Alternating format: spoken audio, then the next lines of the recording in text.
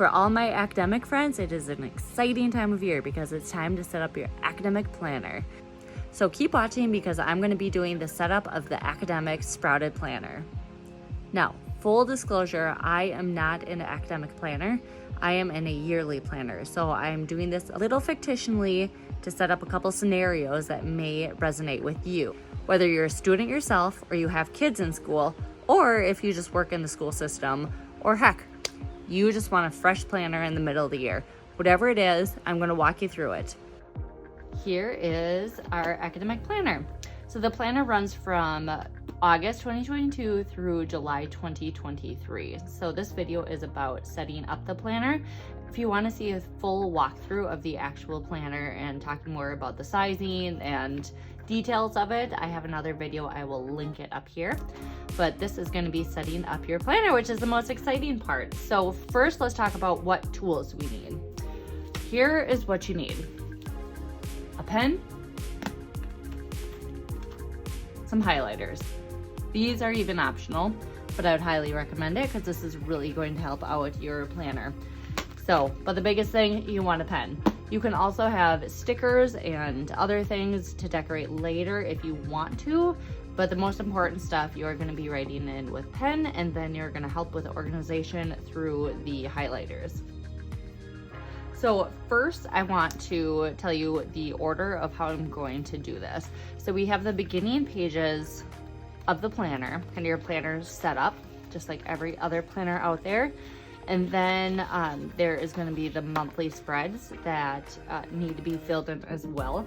So what I'm going to do first actually is I'm going to start on these front pages here.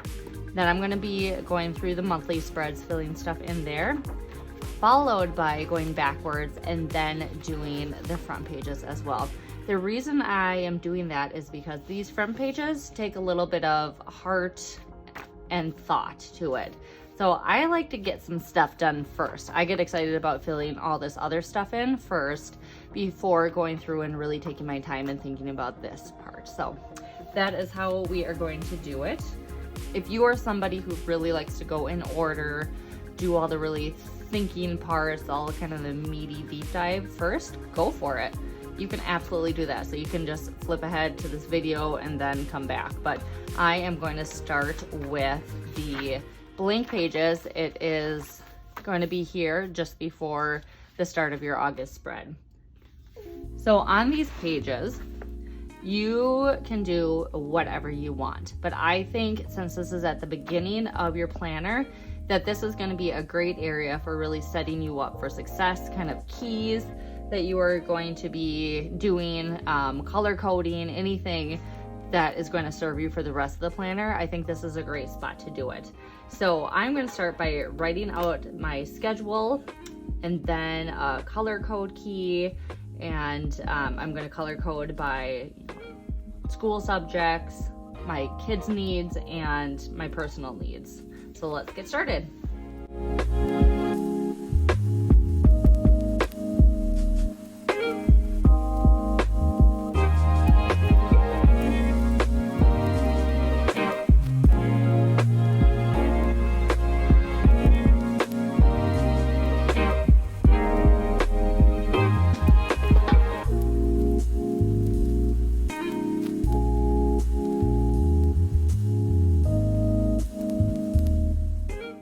Other ideas for this space you could put down to-go meals, routines, reading and watching lists, whether it's a running list of what you want to read or watch or what you have, trackers, or goal setting. Okay, next we are working on our monthly spread. Okay, so the first thing I'm going to do in the months is I'm going to take my perpetual calendar that I have that has everybody's birthdays and some key anniversaries, and I'm going to start filling all of those in. Personally, I like to put all my birthdays and things like that in the different color pen on the very bottom line.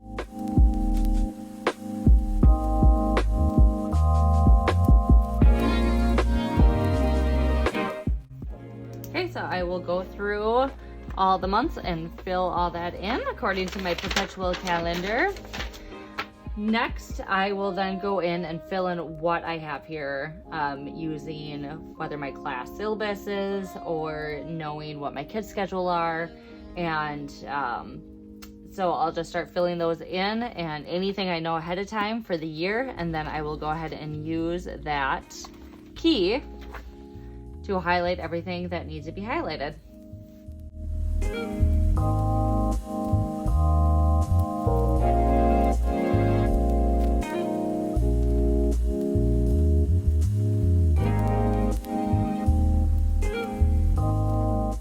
So after I go through and fill out everything that I know of for the year, I move over to the year in review. And then I use this calendar. I actually just started doing this after seeing some other people do it. And I'm gonna use this calendar and highlight anything that, planning ahead, whether it's vacations or breaks from school or things like that.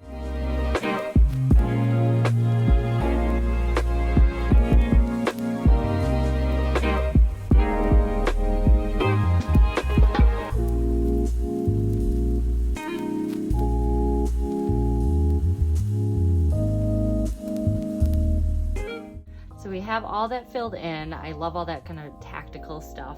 So then I'm gonna skip back and start on all kind of the brain and heart stuff. Okay, a quick break from setting up our planner. I am here in Minnesota where you are experiencing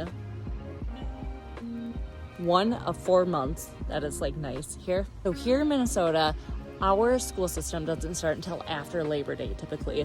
Sorry, I'm getting destroyed by mosquitoes out here. I am just curious, when does your school start? I know some people start in early August, mid-August, which seems crazy to me, but I'm just curious. Comment down below, when does your school system start? So here, the intentions versus goals. This is the part where you identify your values. And if you've already done this before, then go ahead and review what values you have. And then set your intentions and the goals for the year.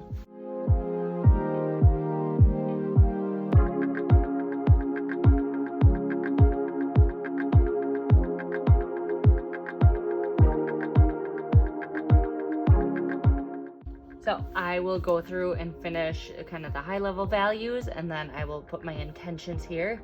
I'm not a big goal setter myself. But if I was, I would have left a little bit more space, and then I would have, on this kind of third sub bullet, I would have then put kind of goals here. Moving on to people. So this, I'm going to list out my home team, which is the people that I am closest to. These are kind of your ride or die people. Usually it's kind of your closest family members, your best friends. If you have really close work relationships, or if you have whatever it is, the people that you're really closest to, and you want to be super intentional about keeping those relationships going even when life gets busy, that is what this is for.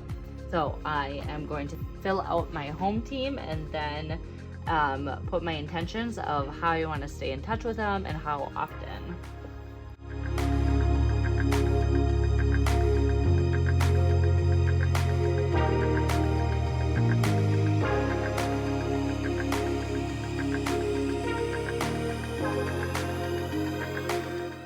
I pause here. So I am somebody who, when I'm writing, I tend to just drag my hand across it, and this paper handles the pen so good. I seriously drag my hand right after I'm done writing, and it does not smear. I'm really appreciating that.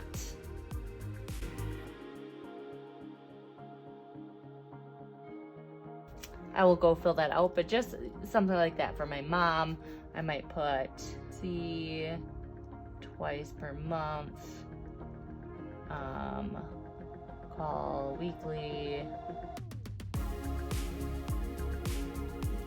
So you kind of put it in, so you just have a good cadence of keeping up with your people. Next, we have reminders.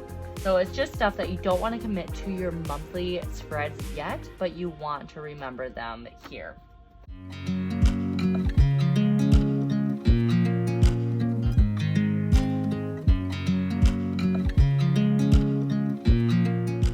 So once you have those filled in, we are going to move on to the year list. So this is just going to be your bucket list for the year, things you want to do. You could do your goal planning here if you wanted, or just some big projects that you've wanted to get done, some experiences you want to do, whatever it is that you really want to do in this year. This is really a great place to do it.